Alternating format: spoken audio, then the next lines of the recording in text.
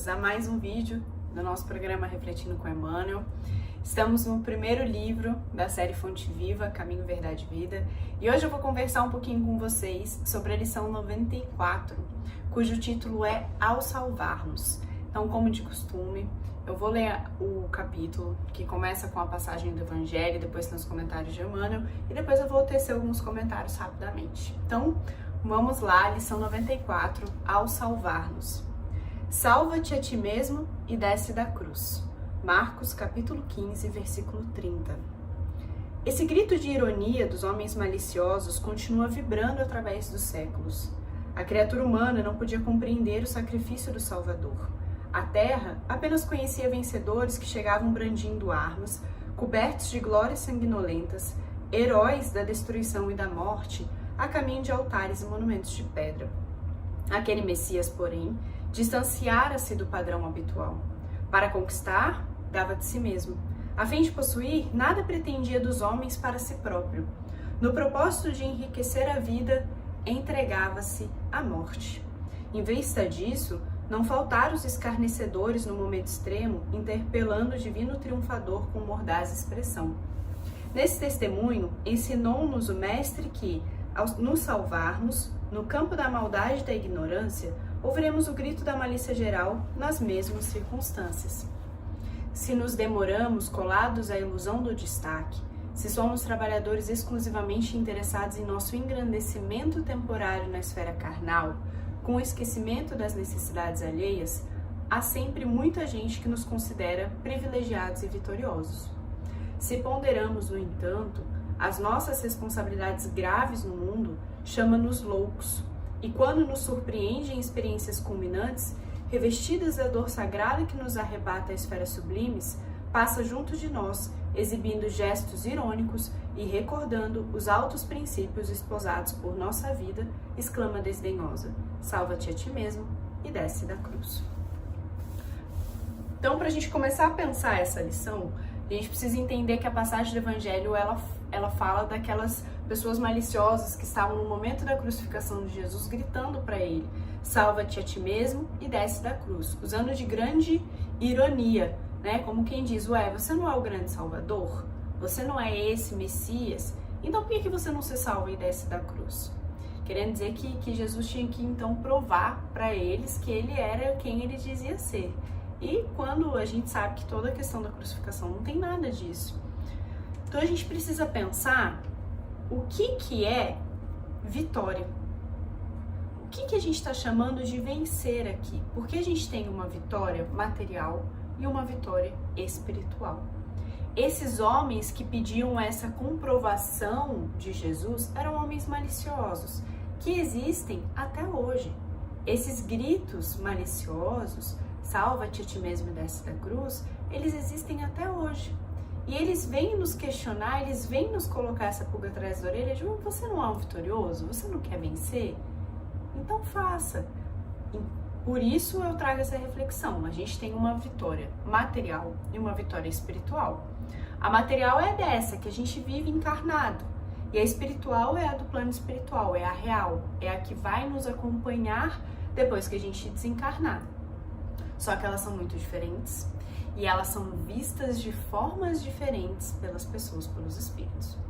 Então, vamos lá. Na época de Jesus, o que era vitória? Os vitoriosos eram os que venciam as batalhas. Eram os que usavam armas, os que tinham batalhas sanguinolentas. E eles retornavam para suas cidades cobertos de sangue, em grande quantidade. Eles eram os vitoriosos. E foram eles que usaram de sátira, de ironia na cruz. E Jesus, já naquela época, ele fez diferente. Ele já falou assim: olha, essa vitória é de vocês. A minha vitória, ela é outra. E aqui eu vou ler um parágrafo para a gente entender. Para conquistar, dava de si mesmo. A fim de possuir, nada pretendia dos homens para si próprio. No propósito de enriquecer a vida, entregava-se à morte. Então, Jesus, ele vinha distanciando-se do padrão habitual da época. E hoje? Quem são os vitoriosos de hoje? Os vitoriosos de hoje são os que têm engrandecimento na esfera carnal. Dinheiro, luxo, viagens. Que estão em uma ilusão. que lá na frente, no último parágrafo, Emmanuel chama de ilusão de destaque. Então, hoje, os vitoriosos são os que têm engrandecimento material, financeiro. E a gente vai ficando preso numa ilusão.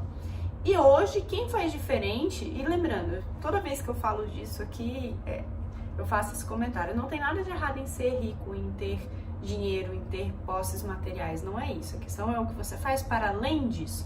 E lembrando que isso não é tudo. Não é isso que te define como uma pessoa melhor ou pior, não é isso que vai te comprar um lugar no céu, não é. Então, não tem problema nenhum em você ter riquezas materiais, em você fazer grandes viagens, em você morar numa casa boa. Não tem mesmo. A questão é do que isso vem acompanhado. Essa é a grande questão. E aí, desses vitoriosos hoje, em que prezam em primeiro lugar e tudo que buscam é o engrandecimento material, quem faz diferente e sai dessa alienação é louco, como Jesus o foi lá atrás.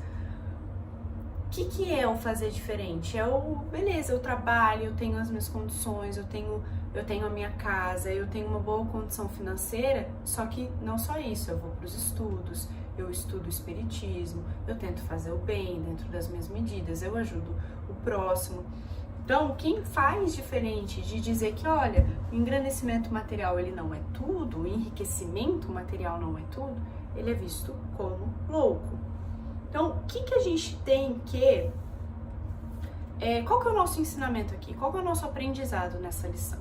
Emmanuel fala, nesse testemunho, ensinou-nos o Mestre que, ao nos salvarmos, no campo da maldade e da ignorância, ouviremos o grito da malícia geral nas mesmas circunstâncias. Então, a gente vai ouvir falas maliciosas, a gente vai ouvir ataques quando a gente tentar fazer diferente da multidão, quando a gente tentar sair dessa alienação.